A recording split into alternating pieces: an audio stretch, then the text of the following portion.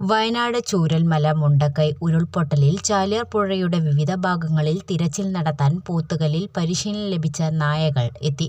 മലപ്പുറത്തുനിന്നെത്തിയ Angel എന്ന ഡോഗാണ് തിരച്ചിലിന് ഇന്ന് രാവിലെ 9 മണിക്ക് എത്തിയത്. മൂലമറ്റം മണ്ണിടിച്ചൽ സ്ഥലത്ത് നിരവധി മൃതദേഹങ്ങൾ കണ്ടെത്തിയ ഡോഗാണ് ഏഞ്ചൽ. ഇന്ന് ഉൾവനത്തിലടക്കം വ്യാപക പരിശോധനയാണ് നടക്കുന്നത്. ഇന്ന് പരമാവധി മൃതദേഹങ്ങൾ കണ്ടെത്തുകയാണ് രക്ഷാപ്രവർത്തകരുടെ ലക്ഷ്യം.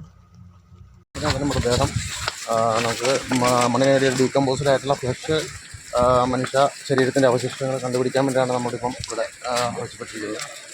അപ്പം അതിന് വേണ്ടിയിട്ട് പരിശീലിച്ച ഡോഗാണ്. ഇടുക്കി ക്യാനൽ സ്റ്റോറിലെ ഏഞ്ചൽ എന്ന് പറയുന്ന ഡോഗാണ്.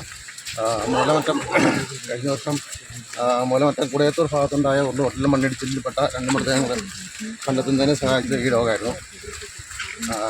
നമ്മൾ ഇന്നലെ മുതൽ ഇവിടെ ഡ്യൂട്ടിയിലുണ്ട്. ഇനിയിപ്പം ഈ ഭാഗത്ത് തെരച്ചിൽ നടത്താനാണ് നമ്മുടെ ആവശ്യപ്പെടുന്നത്. ഓക്കെ.